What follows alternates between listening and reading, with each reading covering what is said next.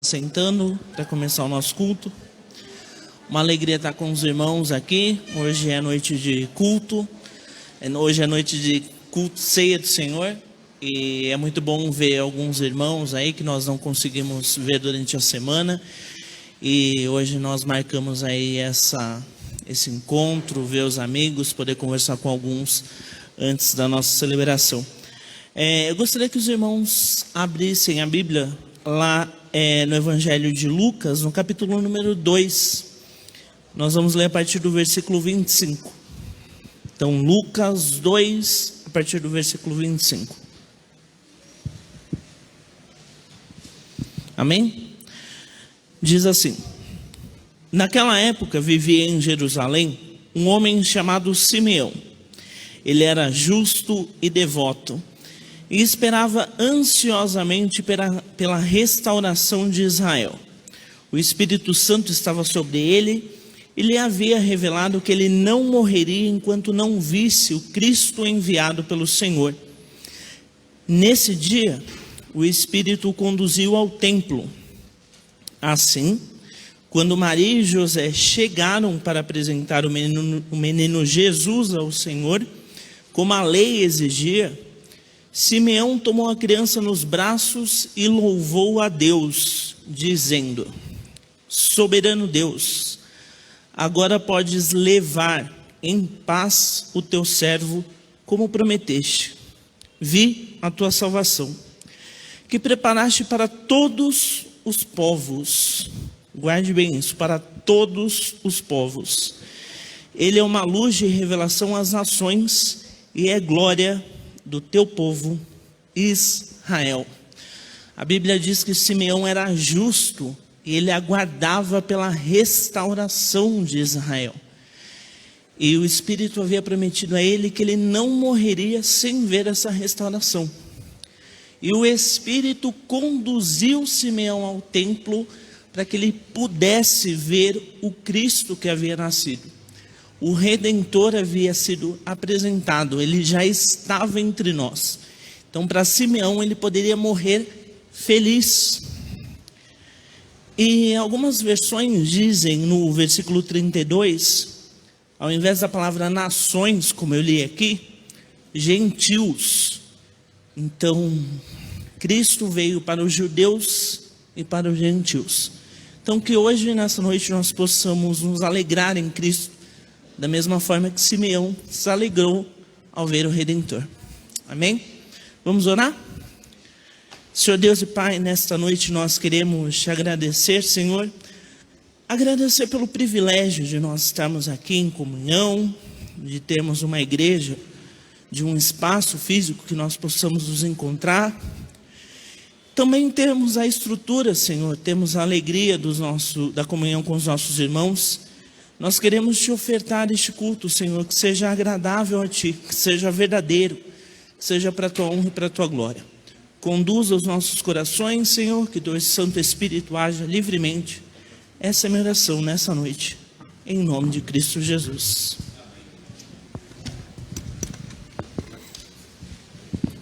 Aleluia. Nada melhor nessa noite do que começar a louvar e exaltar o nome desse Deus, convidando para que Ele tome o lugar que é dele.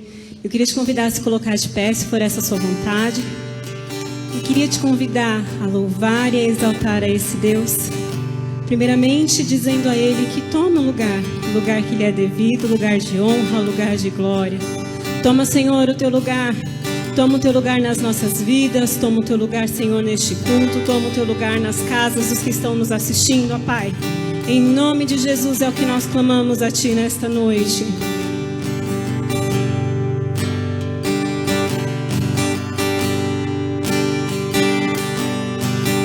Toma o teu lugar. Toma o teu lugar. Lugar de honra. Lugar de glória,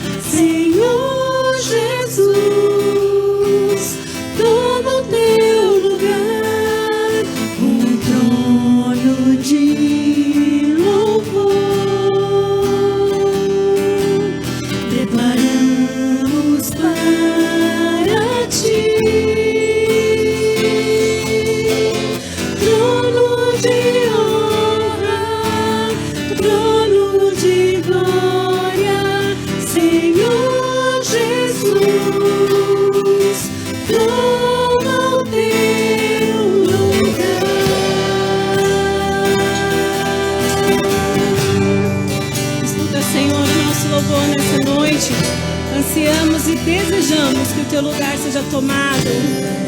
Você pode cantar mais uma vez? Toma o teu lugar, toma o teu lugar,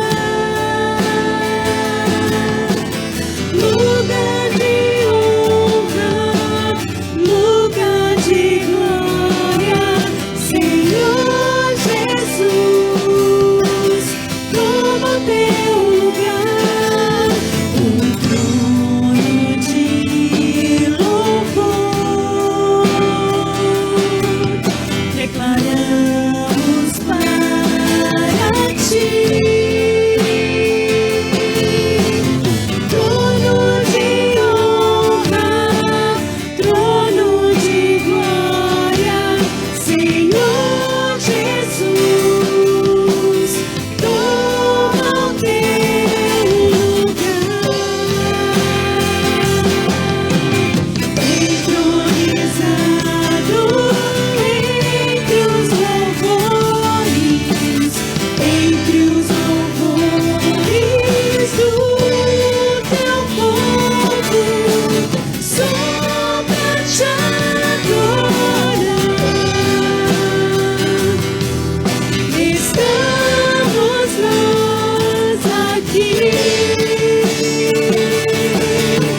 Se tu és santo, tu que habitas entre os louvores da igreja, tudo é para ti. Só pra te adorar, só pra te adorar, estamos nós aqui, Senhor.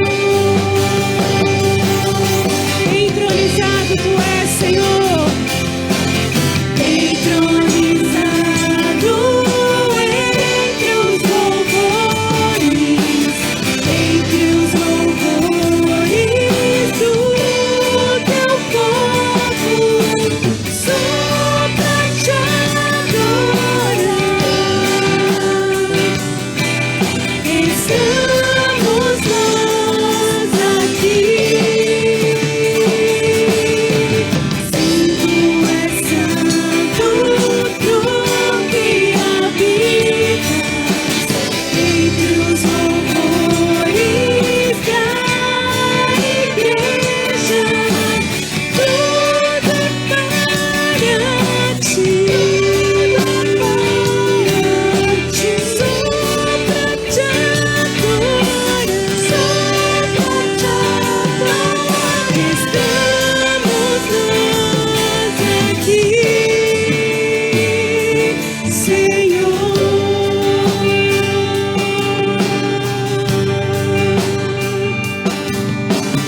Tudo é para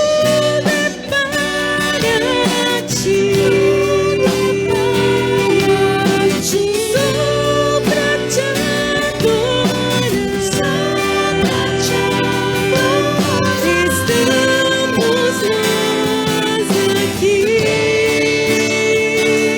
Senhor. Você pode dizer ao Senhor o que você veio fazer aqui nessa noite? Senhor, estamos aqui porque, primeiramente, queremos render a Ti o culto que lhe é devido, queremos prestar ao Senhor a nossa adoração, o nosso louvor, a nossa gratidão.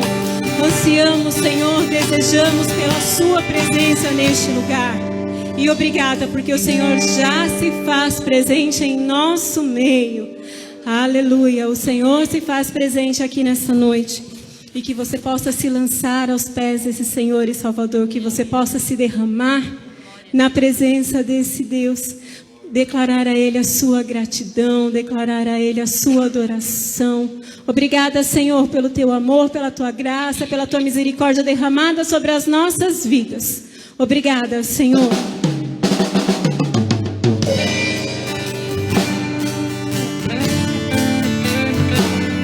Estamos aqui, Senhor, mais um dia mais uma vez, Senhor, para te adorar, mais uma vez para te bendizer. Recebe, Deus, recebe a adoração do teu povo nesta noite.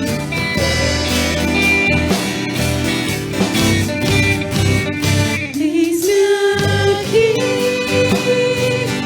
outra vez, diante de ti, abro meu coração, meu clamor, tu escutas e fazes cair as barreiras em mim. És-me, Senhor, e dizes palavras de amor e esperança sem fim. Ao sentir teu toque, por tua bondade libertas meu ser no calor desse lugar. Eu venho me derramar, dizer que te amo, me derramar, dizer te preciso, me derramar, dizer que sou grato, me derramar, dizer que és formoso.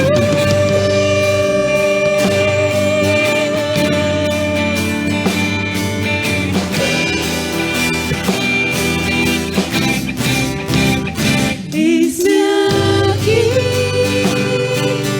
outra vez, diante de ti, abro meu coração, meu clamor, tu escutas e fazes cair as barreiras em mim. És-me, Senhor, e dizes palavras de amor e esperança sem fim. Ao sentir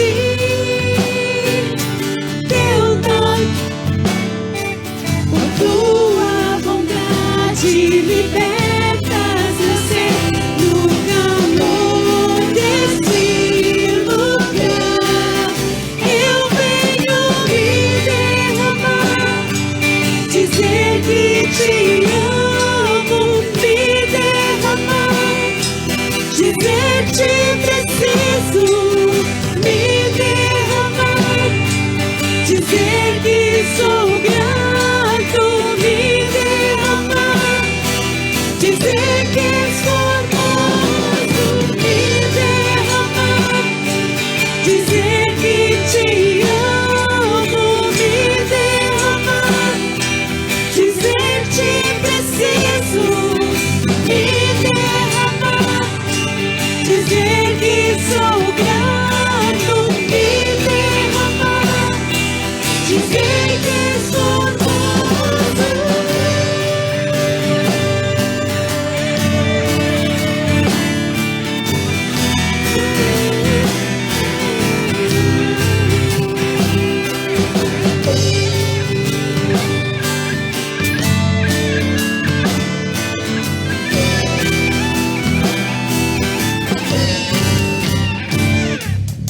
Me derramar, dizer que te amo, me derramar, dizer te preciso, me derramar, dizer que sou grato, me derramar, dizer que és formoso, me derramar, dizer que te amo, me derramar, dizer te preciso, me derramar, dizer que sou grato, me derramar, dizer que és formoso.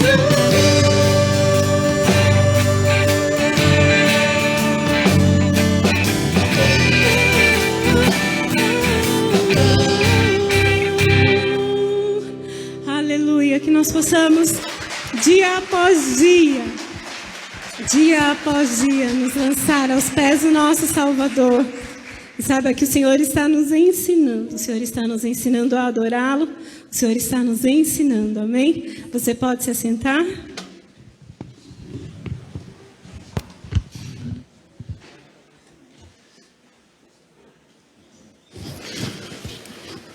Boa noite, irmãos, graça e paz, amém?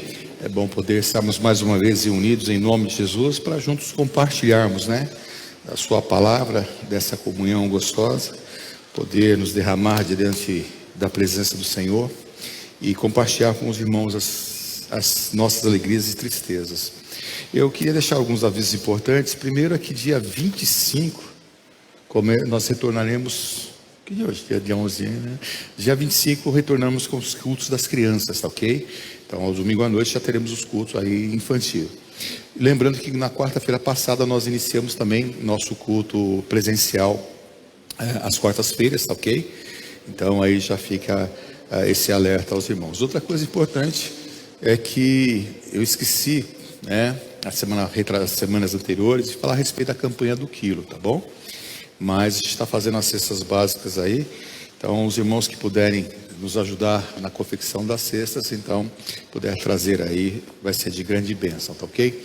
E eu queria, antes de iniciarmos, uma coisa me chamou muita atenção essa semana. Eu trouxe uma palavra na quarta-feira. Quem me ouviu hoje pela manhã, falei um pouco sobre isso. E se você não ouviu a live de manhã, eu te incentivo a estar assistindo. Porque nós falamos a respeito do momento que nós estamos vivendo e como nós podemos encarar esse momento. No momento onde a luta é muito grande, as dificuldades mais intensas, qual é a atitude que nós vamos tomar? Então, eu usei o texto do Getsemane, onde Jesus, ele ora, ele está orando e convida ali os discípulos para estarem também nessa oração. Porém, o que acontece é que os discípulos estão dormindo, Então eles ali dormem e aí então quando vêm os guardas, a ação de Jesus e a ação dos discípulos foram diferentes.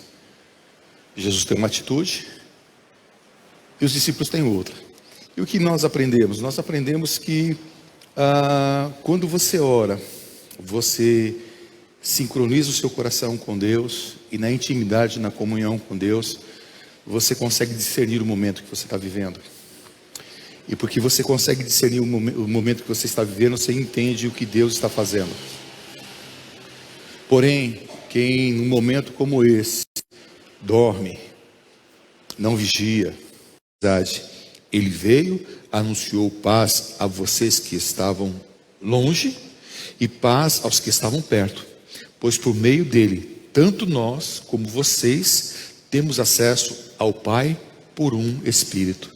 Portanto, vocês não são estrangeiros, nem forasteiros, mas concidadãos dos santos e membros da família de Deus, edificados sobre o fundamento dos apóstolos e dos profetas, tendo Jesus Cristo como pedra angular, na qual todo edifício ajustado cresce e torna-se um santuário santo no Senhor.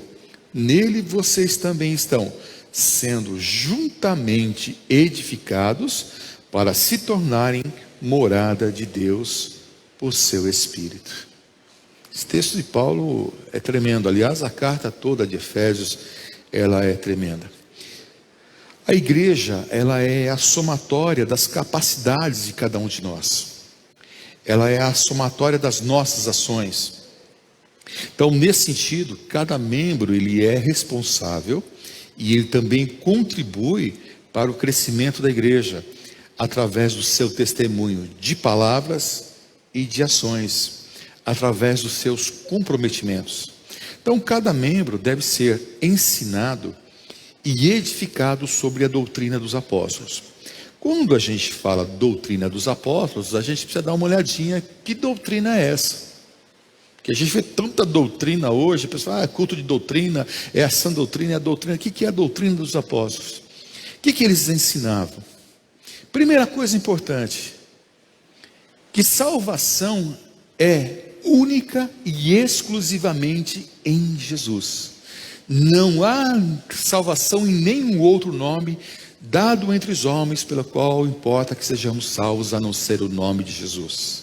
Então, meu irmão, salvação, ela só acontece única e exclusivamente em Jesus. Segunda coisa importante que eles ensinavam, que Jesus morreu pelos nossos pecados. Então, a razão da morte de Cristo tem um foco, que foi os nossos pecados. Ele morreu para que os nossos pecados fossem perdoados. Terceiro ponto, outro ponto importante, é a esperança que nós temos na ressurreição. Se Cristo ressuscitou, então nós temos essa mesma esperança de sermos ressuscitados. Porque a esperança de nós cristãos, ela está exatamente na ressurreição. O Paulo diz que se não há ressurreição, a nossa fé é vã. Então, eles pregavam isso. Outra coisa, eles falavam sobre arrependimento. E arrependimento é você ter consciência da sua condição, e tendo esta consciência, você mudar de direção, mudar de vida. E isso nós chamamos de conversão. Então, esse arrependimento e esta conversão, ok? Então, cada membro da igreja deve compreender, ele deve entender o seu papel dentro da missão que Deus deu à igreja. Entender a importância da missão da igreja no auxílio da missão de Deus. O que é isso? Deus tem uma missão. A missão de Deus está no fato dele buscar salvar a humanidade. Para isso ele envia o seu Filho. A igreja, ela é auxiliar, ela tem uma missão no que tange o cumprimento da missão de Deus. Então a igreja leva a mensagem de salvação de Jesus Cristo. Então cada membro da igreja tem a importância, é importante no papel do anúncio do Evangelho. Porque quando nós assim agimos, nós estamos sendo cooperadores, nós estamos primeiro cumprindo a missão a qual a igreja ela é constituída, e estamos cooperando na missão que Deus tem de resgatar o homem. Para quê? Para que a igreja então seja para a humanidade, para os homens, um sinal visível do reino de Deus. Então a igreja precisa ter essa natureza, onde as pessoas possam olhar para ela e perceber então o reino de Deus. Assim como a vontade de Deus é feita nos céus, ela deve também ser realizada nessa terra. E a igreja então deve ser esse sinal do reino de Deus. Então, uma pequena crítica: quando nós olhamos aquilo que nós chamamos de igreja hegemônica no país em que vivemos, essa igreja tem representado o reino de Deus? Foi isso que Jesus mandou fazer? É isso que representa o céu? Então isso a gente precisa tomar cuidado, a gente precisa prestar muita atenção nisso. São coisas sutis, mas que a gente precisa estar meditando, e isso é muito importante. Então o homem, quando eu digo homem, a humanidade, tá ok? Ela está destituída da presença de Deus. Quando lá no Éden o homem decidiu ser ele o seu próprio padrão e ser ele o seu próprio conceito de Deus, ele então é banido da presença de Deus. Então em Adão estava toda a humanidade.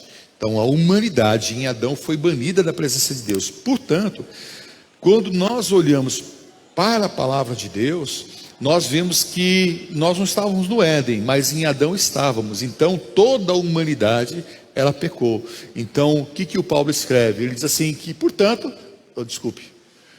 pois todos pecaram, estão destituídos da glória de Deus. Tá ok? Então esse é o primeiro ponto. O outro ponto importante é que, por causa desse pecado, por causa do homem ter tido essa atitude, diz que o pagamento dessa ação é a morte, né? Então é o que o Paulo escreve: o salário do pecado é a morte, mas o dom, né, é a vida eterna. O dom gratuito de Deus é a vida eterna. Então o homem só pode receber vida eterna na pessoa do Cristo. O que acontece?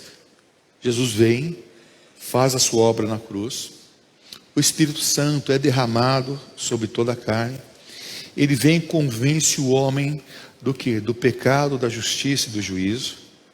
O Espírito traz essa ampliação de consciência. Isso faz com que o homem seja trazido à vida, e ele pode então mudar de direção.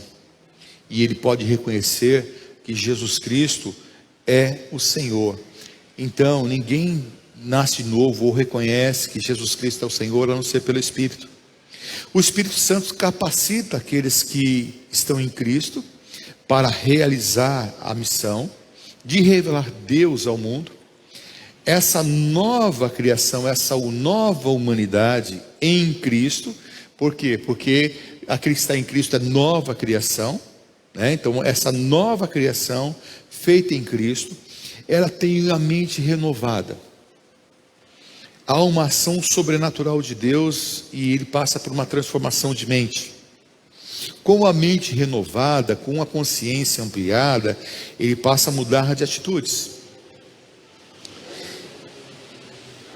E agora então, essa nova humanidade tem como objetivo de mostrar aos demais, os demais homens, né, ao resto da humanidade, que existe uma possibilidade de viver nesse mundo de uma forma diferente, de viver nesse mundo segundo a vontade de Deus, de viver no futuro na presença de Deus em sua glória.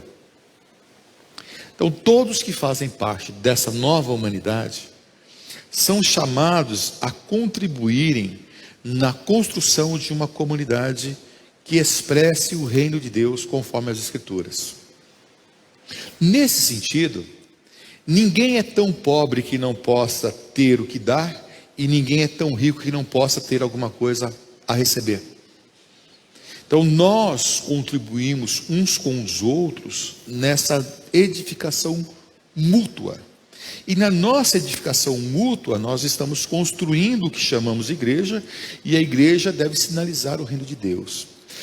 Por isso a importância de estarmos juntos como um corpo, de nos reunirmos como um corpo, de caminharmos como esse corpo. Então a carta de Efésios, ela foi escrita por Paulo em ocasião da sua prisão em Roma. Ele inicia a carta expondo o plano de salvação de Deus para esses homens pecadores. E ele diz como as bênçãos espirituais são derramadas sobre a igreja. Isso no capítulo 1. E ele então faz agora um contraste entre os judeus, que é o povo escolhido, lá em Abraão, e os gentios que não eram povo. E ele vai apresentar como Deus faz do povo escolhido e do povo que não era escolhido, que nem era povo, em Cristo, derramar a sua graça, para que desses dois povos, em Cristo, formar o único povo de Deus. Está dando para entender? Quem é o povo de Deus? Aquele que está em Cristo. Quem? Seja judeu ou seja judeu. Então muda um pouco a perspectiva. As pessoas idolatram tanto a nação de Israel. Quero dizer aos irmãos que a nação de Israel, ela é ateia. São poucos os judeus que estão lá dentro, que são tementes a Deus. Ela é ateia. Eles não creem em Deus. Eles são judeus de nascimento. Portanto, o Paulo diz que nem todo que nasceu de Abraão é judeu. Judeu de nascimento, judeu é aquele que nasce do Espírito. E nesse sentido, é a igreja. Então, a gente está ouvindo aí, vai ouvir, vai criticar, porque há uma linha que vai dizer, não, olha, é esse pessoal aqui que é o povo de Deus, eles são os sinais, ali que está acontecendo, Deus faz ali. Não. Deus fez em Cristo. A cruz põe um ponto final. O fim da lei é Cristo, justiça para todo que crê. Ok? Então Paulo escreve para essa igreja, dizendo, portanto,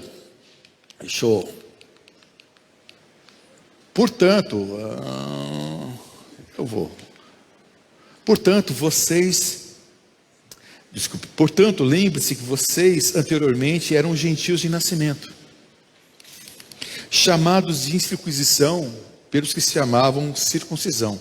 Quer dizer, os judeus chamavam os outros de circunciso. Uma circuncisão feita, um sinal feita por mãos humanas no corpo. Naquela época, vocês, gentios, vocês estavam sem Cristo, separados da comunidade de Israel, sendo estrangeiro contra as alianças da promessa, sem esperança e sem Deus no mundo. Paulo lembra os gentios então? O quê? Acho que me travou Paulo lembra os gentios essas coisas importantes. Primeiro, que sem Cristo eles estavam eles não tinham Deus, eles tinham riquezas, mas não conheciam salvação. Então eles estavam sem Cristo, né? Os gentios anteriormente estavam sem Cristo, tinham bens, riquezas, mas não tinham salvação. Segunda coisa importante, eles estavam separados da comunidade de Israel. Então Israel era o povo de Deus e os gentios estavam separados, porque Deus havia elegido esse povo de Israel como seu povo. Terceiro ponto, que os gentios, eu e você, nós estamos alheios à promessa de perdão, de salvação e de vida eterna. Porque esse perdão, salvação e vida eterna era para judeus. Que nós estávamos sem esperança, né? Seguindo os nossos falsos deuses. E que nós estamos sem o Deus verdadeiro nesse mundo. É isso que o Paulo está dizendo a esse pessoal. E a palavra aqui traduzida para sem Deus no mundo é ateus. Não quer dizer que esse pessoal, que nós não criamos em Deus, mas que nós não criamos em um Deus ou no Deus verdadeiro. Nesse sentido, estávamos sem Deus. E o termo demonstra profundo vazio que alguém se encontra por estar sem Cristo. E aí no verso 13, o Paulo escreve assim: mas agora em Cristo Jesus, vocês que antes estavam longe, foram aproximados mediante o quê? O sangue de Jesus. Então, mas agora, pelo sacrifício de Jesus, nós fomos unidos a quem? Aos judeus, na mesma promessa, debaixo do Cristo. Então, Deus intervém no tempo e no espaço, e intervém na nossa história. Primeiro, que Deus em Cristo aproxima judeus e gentios. E isso acontece pelo sangue de Cristo derramado ali no Calvário. Então, quando os gentios entenderam e creram, o Evangelho, essa mensagem os salvou. Segunda coisa, que em Cristo acontece a união de judeus e gentios. Diz assim: pois ele é a nossa paz, o qual de ambos fez um. Então ambos, gentios e judeus, são colocados na condição de pecadores, porque todos pecaram e carecem da glória de Deus. Mas em Cristo, tanto judeu quanto gentil pode se aproximar. Portanto, não há mais diferença entre gentil e judeu. Em Cristo somos um só corpo. Mas em Cristo não há também, se é branco ou negro, homem ou mulher, não tem essa questão de nacionalidade política. Em Cristo nós somos um. Terceiro ponto importante, que em Cristo, a Bíblia diz que ele destruiu a inimizade que havia entre nós, anulando no seu corpo a lei dos mandamentos, que eram expressos por ordenança: não matarás, não roubarás, não adulterarás.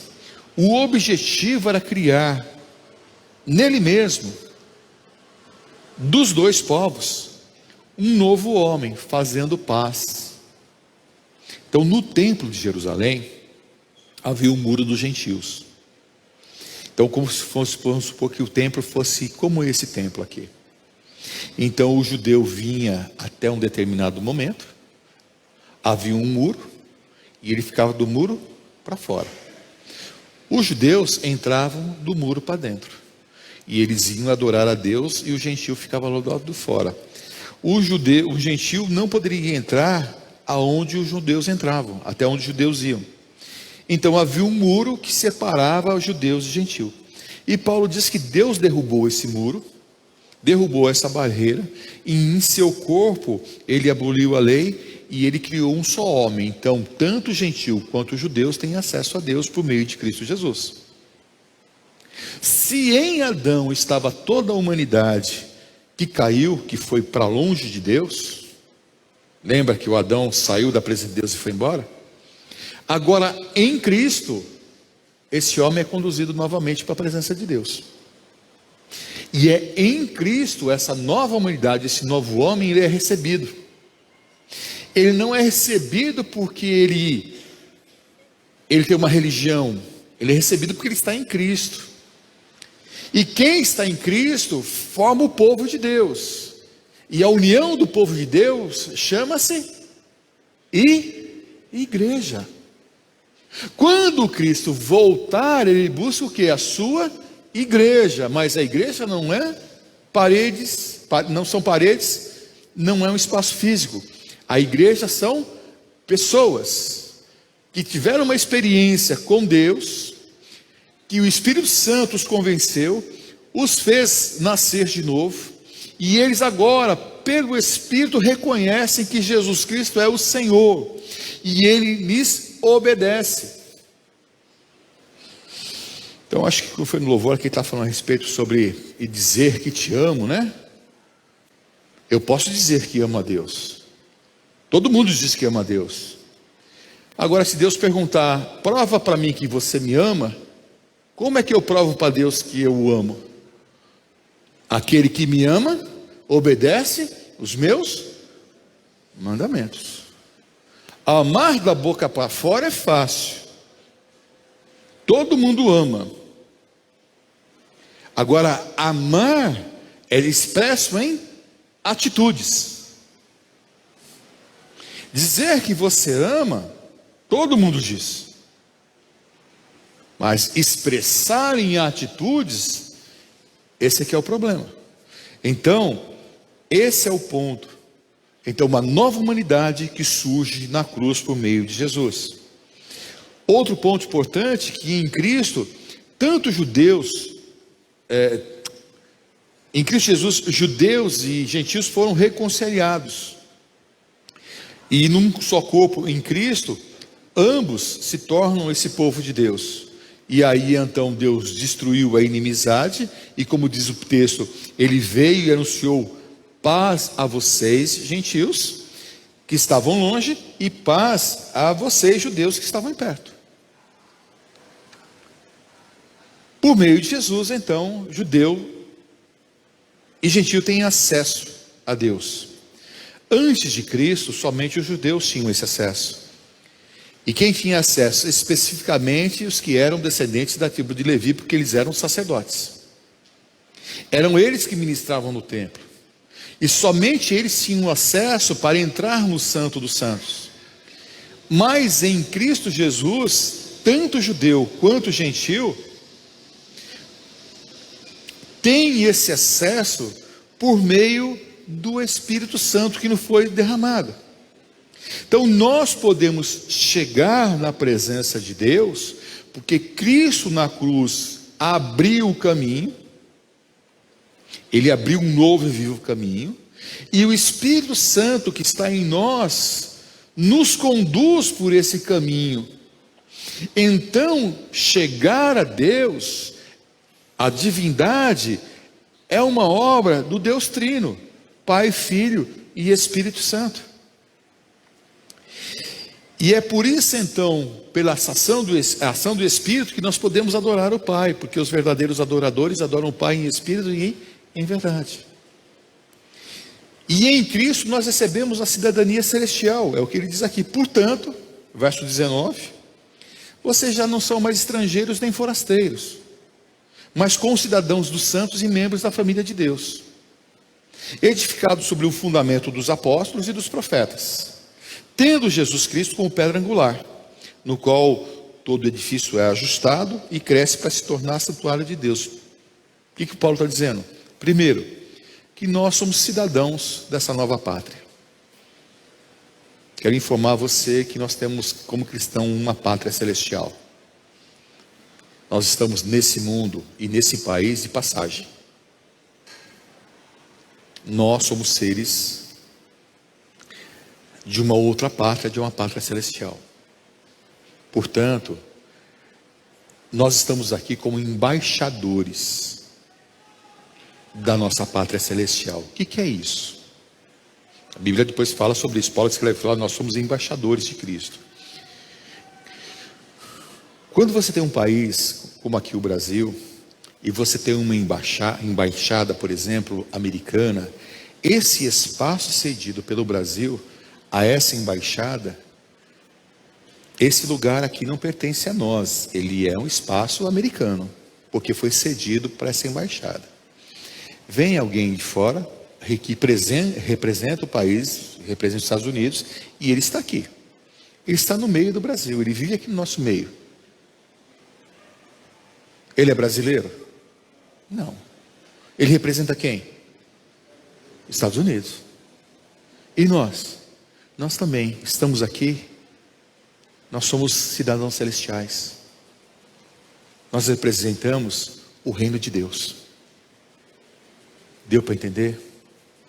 Quando alguém começa a discutir comigo sobre ideologia, sobre um monte de coisa que acontece aqui, eu quero dizer que eu sou do reino de Deus.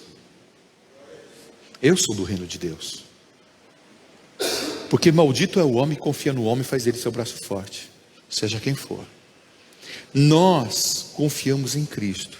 Então, nós somos cidadãos dessa nova pátria. Nós somos membros da família de Deus. E sendo membro da família de Deus, em Cristo Jesus, nós nos tornamos irmãos. Nós estamos firmados sobre Cristo. A nossa base é Cristo. São as Escrituras que revelam Cristo. Não são tradições. Não são práticas. É Cristo Jesus.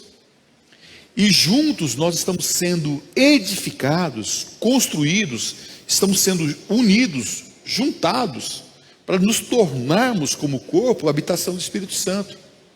E é isso que eu entendo que é o céu, mas isso é uma outra história. E mais para frente a gente vai falar. Então a expressão em Cristo revela a posição que nós estamos agora, que nós ocupamos diante de Deus. E essa é a razão pela qual nós estamos reunidos aqui nessa noite. E é a razão também pela qual não deveria existir diferenças entre nós. Não deveria existir diferença nem distinção quanto à raça, quanto à cor, quanto ao gênero, quanto à questão financeira, posição social, intelectual. E o plano de Deus era exatamente esse: de uma humanidade dividida e diversa, fazer um povo unido, para que as diferenças fossem superadas. Por isso, maior aquilo que nos une do que aquilo que nos separa. Para que não haja distinção entre os mais ricos e os mais pobres. Para que não haja separação de brancos e negros. De indoutos e alguém que tem uma capacidade intelectual muito grande. Mas que todos, na sua riqueza, na sua pobreza, na sua cor da pele, na sua condição social, pudesse estar unido em um só corpo, para que Deus manifeste a sua glória. E aí Jesus diz, para que vocês sejam um, para que o mundo creia que o Pai me enviou, porque para unir a humanidade nas suas diversidades, somente uma ação de Deus. E quando a igreja está unida e ela reconhece, e ela anda nessa condição, não há pobre, não há rico, não há escravo, não há patrão, não há diferença. Quando o mundo olha e vê um povo unido, ele diz: alguma coisa diferente aí tem. E isso, para unir, só pode ser Deus. Isso deveria ser o projeto de igreja. Pelo menos é isso que a Bíblia me diz. Está percebendo?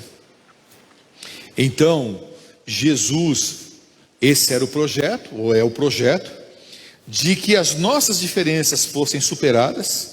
Unidos pela fé em Cristo, nós pudéssemos nos aproximar de Deus e uns dos outros, tendo os nossos pecados perdoados pelo sangue de Jesus. Essa é a nova criação. E a nova criação ele é um homem coletivo, ele não é individual. É igreja. E essa é a sua natureza. Verso 22, ele diz assim: nele vocês também estão sendo juntamente edificados para se tornarem morada de Deus pelo seu Espírito. Porque somos um edifício em construção, Deus está no processo de transformar cada um de nós, para que juntos sejamos edificados como paredes desse templo. O fundamento foi lançado, o fundamento é Jesus Cristo. Então a igreja está sendo edificada para a habitação de Deus, para que Deus habite eternamente em nosso meio. E individualmente também somos habitados por esse Espírito. Mas a plenitude de Deus se manifesta quando nós vivemos em comunidade. Ora, se eu tenho um dom, o dom é para você, não é para mim. O dom são, não vou dizer habilidades, mas são intervenções de Deus através de nós.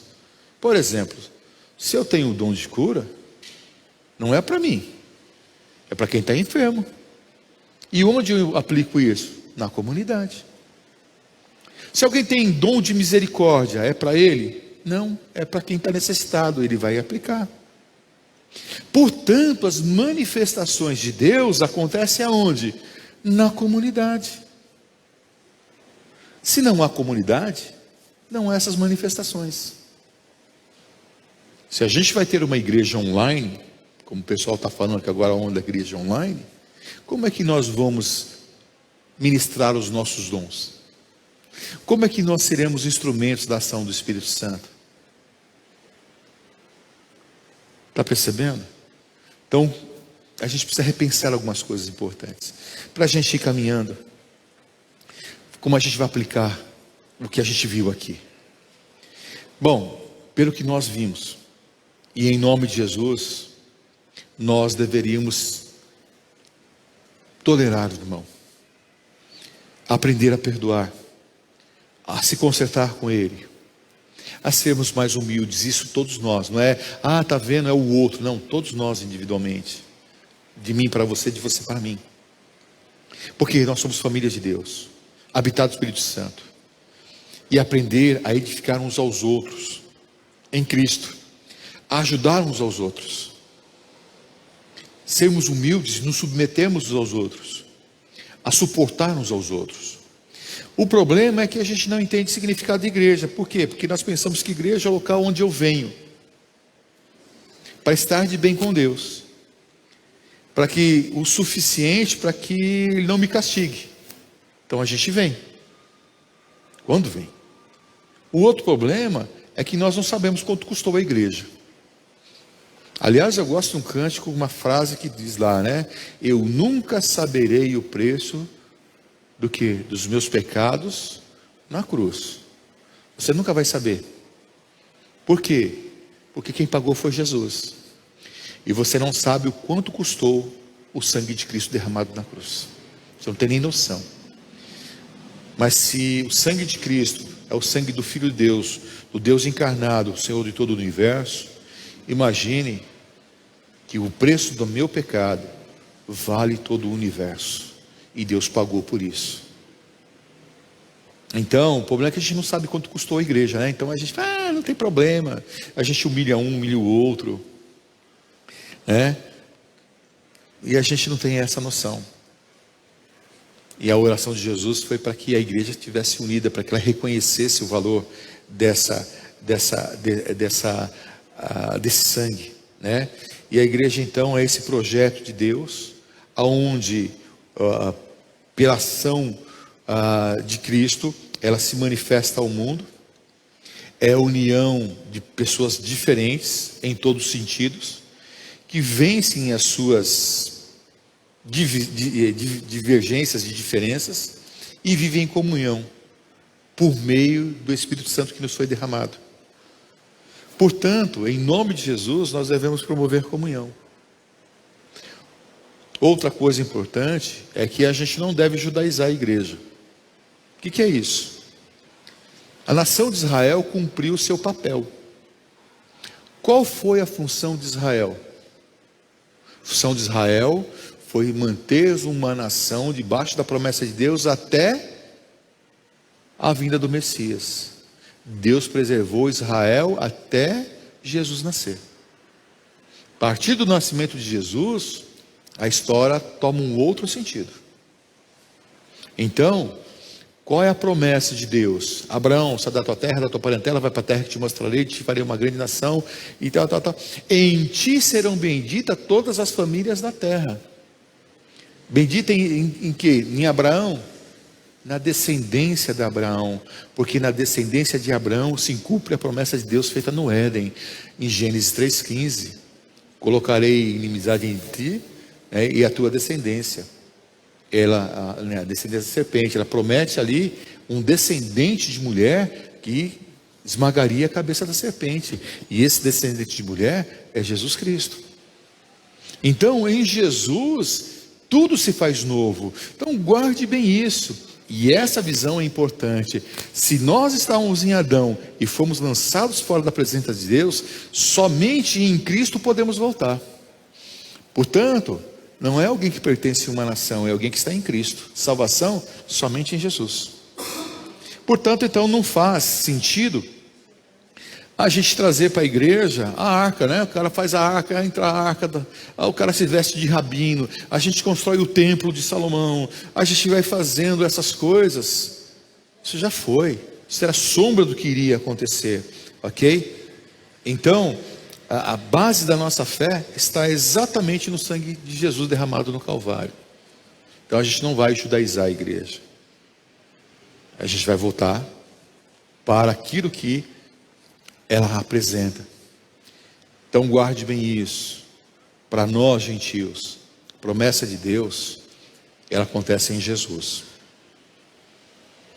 Então a gente precisa parar de olhar um pouco aquilo que é promessa para Israel e então querer tomar posse daquilo que não é nosso.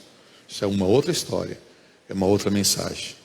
Então a gente fica com aquilo que a Bíblia vai nos mostrando ali, no Novo Testamento. Tudo bem? Outro ponto importante que a gente vê aqui é que cresce o número no Brasil e no mundo de desigrejado. Isso já acontecia antes da pandemia. E o número aumentou astronomicamente depois da pandemia. O pessoal não se reúne mais como igreja, né? Os cultos agora são consumidos online ou por vídeos no YouTube. Nós vamos ouvir sempre: olha, a igreja são as pessoas, nós não precisamos nos reunir num templo, porque a igreja somos nós. A gente pode ser cristão sem vir a um templo, ou frequentar um templo regularmente. Bom, me parece que todos os domingos a igreja primitiva estava reunida, se fosse no templo ou fosse em algum outro lugar. Então a igreja sempre se reuniu. E quando não é no templo, passou a ser no deserto, por causa da perseguição. Quando a perseguição veio para o deserto, eles começaram a se reunir nos cemitérios, nas tumbas. Mas ela sempre esteve reunida. Não é a questão do templo, mas é a questão da nossa reunião, da nossa unidade, da nossa comunhão. Agora, o que eu vejo é uma boa desculpa para a gente não se reunir mais. Por quê? Porque a gente vai dando desculpas. Porque a gente vai dizendo, não precisa mais. Olha, eu posso ser cristão do meu jeito. Eu já contei isso aos irmãos. No começo da minha conversão, alguns anos depois, eu também usava essa desculpa. Minha mãe ficava pegando no meu pé. Falava, você precisa ir para a igreja. Mas eu posso ser cristão sozinho. Eu e a Águida, a gente namorava, a gente pode ser cristão sozinho, não tem problema, a gente não precisa estar lá. Deus está com a gente, é verdade. Deus está com a gente, mas a gente não está com Deus, né? A gente está fazendo outra coisa. Então o que a gente percebe é exatamente isso. As pessoas estão dormindo. E a noite está ficando cada vez mais escura e mais densas trevas. E eles estão dormindo. E Jesus diz, vigie e ore. Para que ele não caia em tentação. Por quê? Porque a carne é fraca. Então, nada pode substituir esse momento nosso. Nada pode substituir a nossa comunhão, a nossa reunião. Foi por isso que Jesus morreu, para fazer as diferenças caírem por terra e fazer um só povo. Então é nos importante reunir como igreja, como corpo, participar dos nossos cultos de oração, participar da nossa adoração comunitária, nos reunirmos para celebrarmos a ceia, né? Nos reunirmos para ouvirmos a palavra do Senhor, para cantarmos juntos em unidade ao Senhor, para cuidarmos uns dos outros, para cuidarmos dos novos na fé, para discipular, né, aqueles que estão se achegando, para que eles possam ter entendimento, compartilhar o nosso tempo, as nossas experiências. Foi por isso que Jesus morreu. Ora, se a gente vai começar uma questão de agora, sem nos reunir, como é que a gente vai cuidar dos novos, as pessoas que estão se achegando agora, se agregando agora à igreja? Como é que nós vamos discipular? Como nós vamos ensinar? Então há uma série de coisas que a gente precisa repensar, né? É bem verdade que as igrejas organizadas e institucionalizadas fizeram muita coisa errada e fazem muita coisa errada. Existem denominações que são terríveis. Também é verdade que o movimento neopentecostal criou um império em nome de Deus. Criou um império financeiro, fazendo promessas que eles não poderiam cumprir. É verdade que muitas pessoas se decepcionaram com pastores, com líderes eclesiásticos. Se decepcionaram com pessoas que se diziam cristãs. E julgam a igreja agora a partir dessa experiência ruim. Eles dizem: olha, eu quero Cristo, mas não quero a igreja. Mas a igreja é a expressão da vontade de Jesus. Não há como ter Cristo e rejeitar a igreja. Não há como. Alguém chega para você, chega assim e fala: pô, Dalton, eu gosto muito de você. Amo você, que você é meu irmão, mas eu detesto a Silvana. É o que a gente fala para Cristo: Cristo, eu te amo, mas detesto a sua igreja. Não com palavras, mas com atitudes. Na cruz, Cristo unificou todos os povos. No seu corpo fez um novo homem comunitário, e Ele chama isso de igreja. E nos deu o privilégio de participar desse corpo, de fazer parte desse povo. Nós que não éramos povo, nós que não tínhamos nenhuma esperança em Deus, nós que estávamos sem Deus, mas fomos chamados para fazer parte desse povo de Deus e receber em Cristo Jesus as heranças do seu povo. Que Deus nos ajude a valorizar a igreja, as nossas reuniões, a nossa comunhão, os grupos de pequenos, os grupos de discipulado, os ministérios, os dons que Deus nos deu. E acima de tudo, que Deus nos ajude e nos abençoe a servir uns aos outros, em nome de Cristo, para a glória do Deus Pai, do Deus Filho e do Deus Espírito Santo. E a razão de estarmos aqui nessa noite foi exatamente o sacrifício na cruz, o sangue derramado. Porque Jesus disse que todas as vezes que nós nos reuníssemos, nós deveríamos lembrar desse momento. Jesus diz assim: todas as vezes que vocês se reunirem, né, faça isso em memória de mim. Lembrar de Jesus o quê? Nós não éramos povo, estávamos sem Deus, sem esperança, sem as promessas da aliança, nós não tínhamos nada. Mas em Cristo nós fomos trazidos para perto. Então, quando eu olho para a mesa posta diante dos nossos olhos, onde vamos celebrar a ceia daqui a pouco, esses elementos aqui simbolizados, né, corpo e sangue, me remontam ao sacrifício de Cristo, sabendo que Ele entregou por mim a sua vida, para que eu pudesse receber vida, e Ele entregou o seu corpo ao castigo, para que por meio desse castigo eu fosse salvo. Então nós nos reunimos nessa noite, meus irmãos, como igreja, para celebrarmos a nossa unidade, a nossa comunhão, a nossa salvação, a nossa participação no corpo de Cristo, nossa participação na família de Deus, a nossa edificação, para nos tornarmos juntos o templo, o santuário do Deus vivo. Então eu gostaria nessa noite poder orar, para que Deus possa abrir o nosso coração e entendimento, para que isso possa tomar o nosso coração e possa nos remeter a uma outra condição. O que nós aprendemos aqui, meus irmãos, é extremamente importante. Saiba de uma coisa: os meus filhos não serão salvos porque são meus filhos, e nem porque participam de uma igreja ou não participam de uma igreja. Serão salvos se eles estiverem em Cristo. E se eles estiverem em Cristo, eles vão fazer parte do corpo dessa igreja. E é essa igreja que está em Cristo, dessa nova comunidade em Cristo, que é salva. Portanto, é a obediência aos mandamentos que fazem com que nós demonstramos o nosso amor a Deus. Ninguém será salvo porque nasceu num berço evangélico. Ninguém será salvo porque frequenta uma igreja, tem o seu nome no hall de membros. Ele será salvo porque ele está em Cristo, porque ele nasceu de novo, ele teve uma experiência. E se você teve essa experiência de novo nascimento, louve a Deus por isso. Por quê? Porque o Espírito Santo foi derramado sobre você. Ele te convenceu do seu pecado, ele te convenceu do caminho que você estava andando, da justiça, do juízo.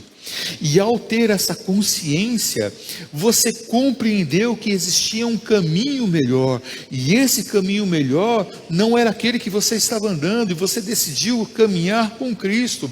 E você reconheceu que Cristo é o seu Senhor e decidiu obedecer os mandamentos do Cristo e caminhar com Ele. A partir daí, você se tornou uma nova criatura, uma nova criação em Cristo.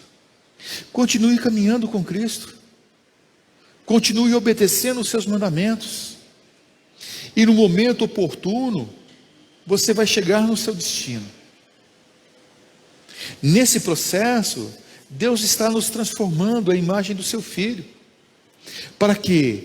Para quando alguém olhar para nós, ver que em nós existe alguma coisa diferente. E esse diferente é a presença de Deus. Então nós evangelizamos com o nosso testemunho, não com as nossas palavras. As palavras cabem muitas coisas. As palavras dizem muitas coisas. Mas nada toca mais o coração do que atitudes.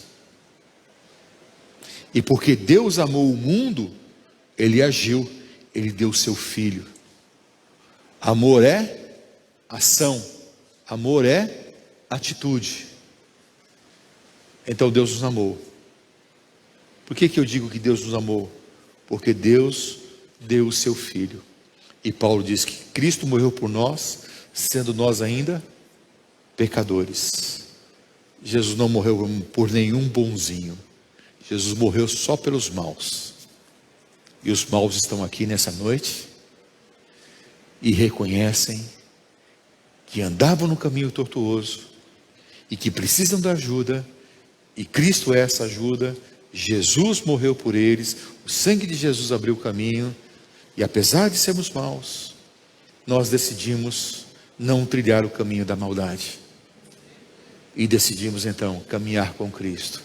Portanto, você como eu somos pecadores, mas louvamos a Deus, porque Deus nos deu graça de ampliar a nossa consciência e a nossa mente. E hoje, diante do pão e do vinho que está aqui presente, nós declaramos que o corpo de Cristo foi partido por nós, para que através dessa partilha, todos nós possamos receber esse corpo. E na realidade, nós estamos unidos pelo corpo e o sangue de Cristo, pelo seu sacrifício.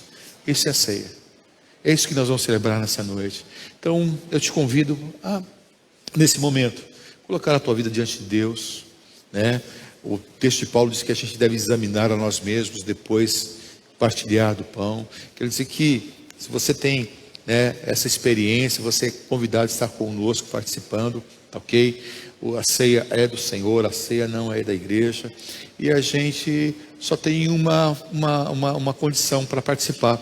É o que Jesus disse: examine-se, pois, o homem a si mesmo, e depois coma e beba. Porque quem come sem discernir, come para a sua própria condenação. Nós discernimos que somos pecadores, que precisamos do sacrifício de Cristo, que o corpo de Cristo está partido por nós, e é por isso que estamos aqui nessa noite, para dizer: Senhor, o teu sacrifício ainda é para nós, nós ainda precisamos, nós ainda cremos nele.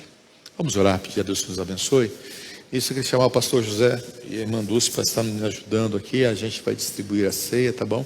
Enquanto isso, a gente vai estar orando, pedindo a Deus que nos abençoe então, tá bom? Senhor, eu quero mais uma vez louvar o teu nome e te agradecer pela experiência que temos de nos reunirmos aqui em nome de Jesus para juntos lembrarmos, Senhor, do teu sacrifício no Calvário.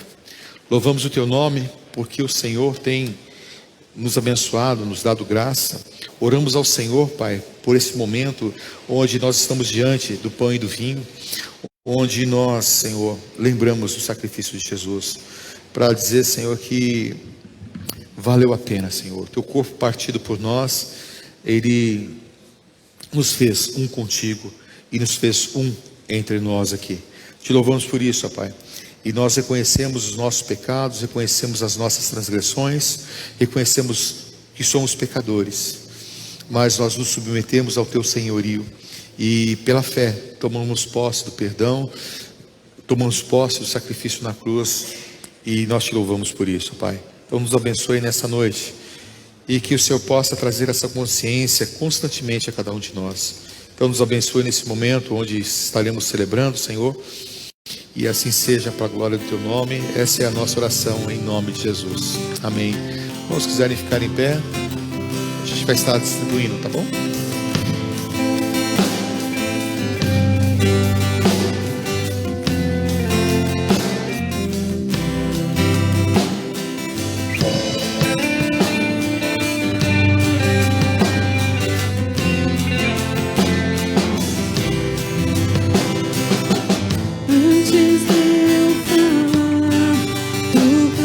Sobre mim, tudo tem sido tão bom pra mim. Antes de eu respirar, sopraste tua vida em mim. Tudo tem sido tão bom.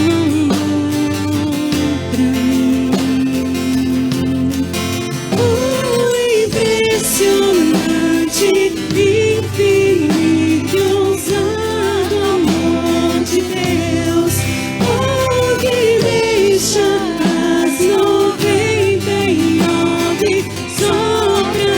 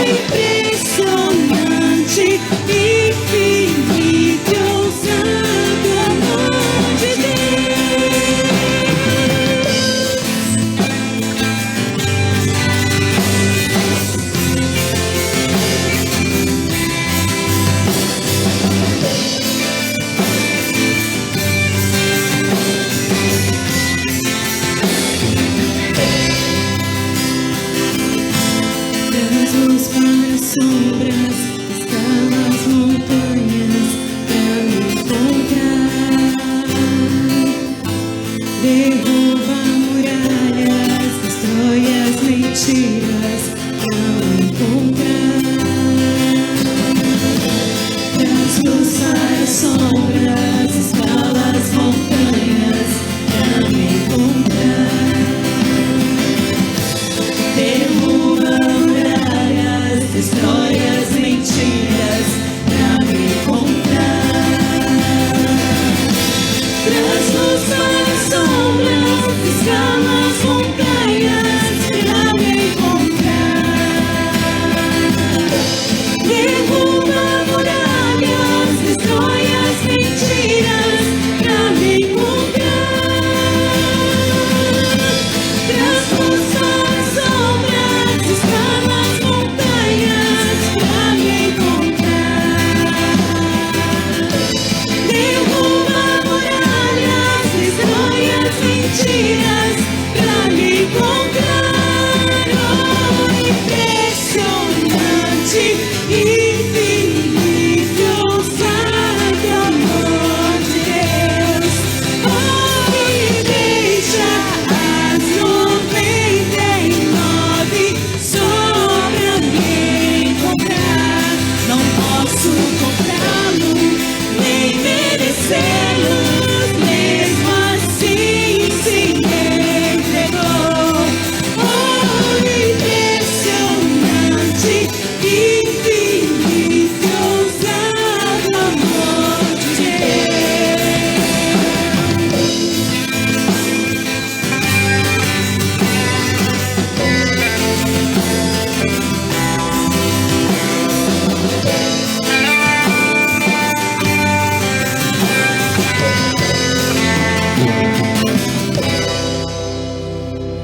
Amém. O irmão que vai participar da ceia foi voluntariamente esquecido. Faz o sinalzinho aí, a gente vai levar para você, tá bom?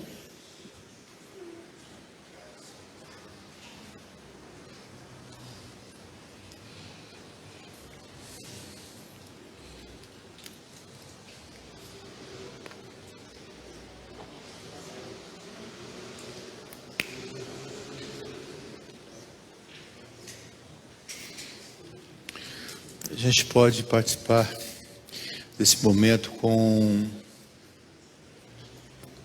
alguns sentimentos. Eu estava pensando sobre isso.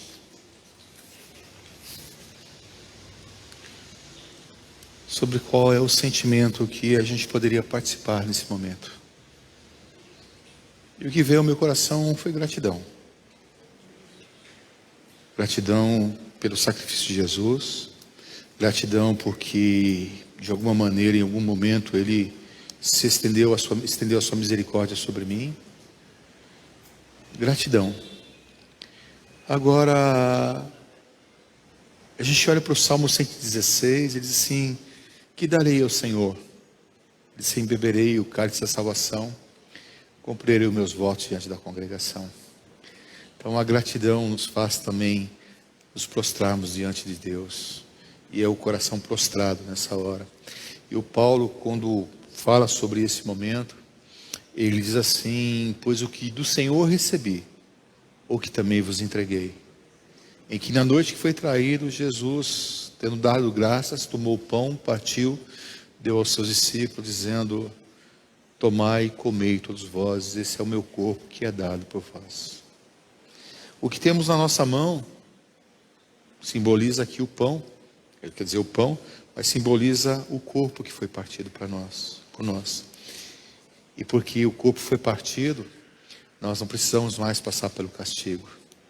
Mas é tão interessante que o corpo partido, que chega a cada um de nós esta noite, nos faz um só em Cristo Jesus. Então, o corpo que foi partido, foi por nós, para que nós pudéssemos ser unidos. E então eu te convido, em nome de Jesus, a comermos desse pão, tendo em mente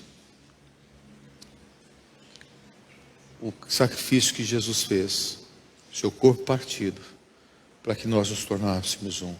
Em memória de Jesus, comamos.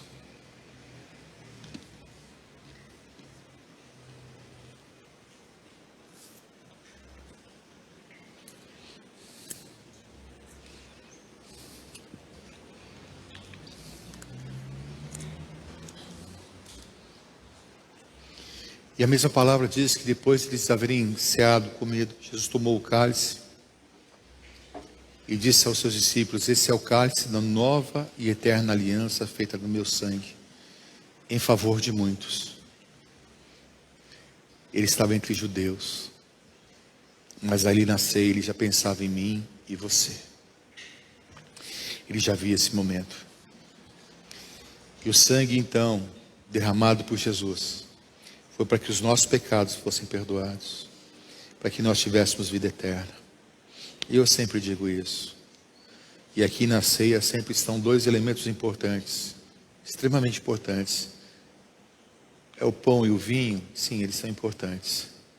Mas dois elementos importantes presentes aqui. Primeiro, é misericórdia. Porque o castigo que nós merecemos, Deus não nos deu. E o segundo é graça, que a vida que nós não tínhamos, por graça Ele nos deu. Então nessa noite, pela misericórdia, pela graça do Senhor, aleluia, com o coração derramado em agradecimento, lembrando que esse sacrifício foi por mim e por você, em memória do Senhor, bebamos.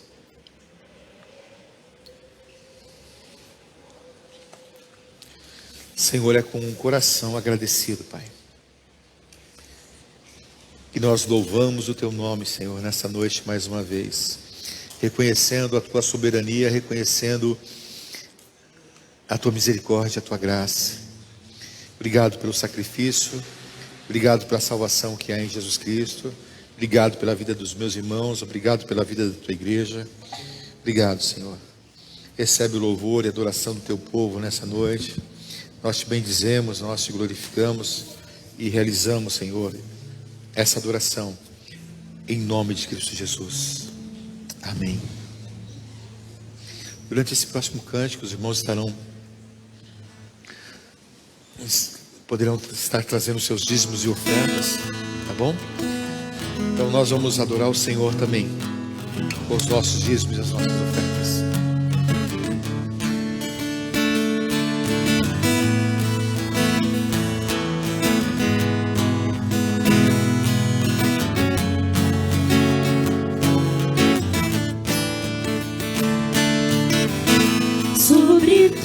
Sobre todos, tu és rei, tu és Senhor, o teu povo te adora, o teu nome louvará. És refúgio e segurança, em meio à tribulação, fortaleza, esperança, dono do meu coração,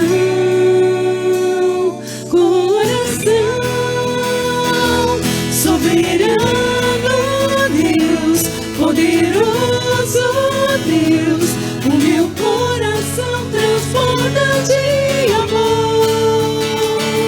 Soberano Deus, poderoso Deus,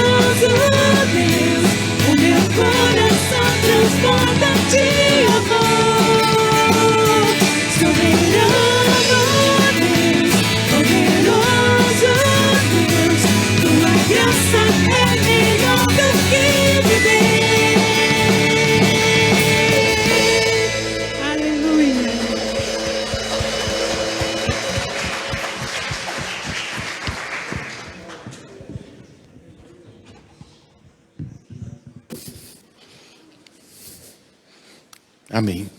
Vamos orar. Mas eu gostaria que você saísse daqui com uma coisa na sua mente. Aquilo que eu falei logo no comecinho do culto. Para você ter o seu tempo de oração, sincronizar o seu coração com Deus, nessa intimidade, comunhão, você discernir a vontade de Deus, para que você haja da maneira correta.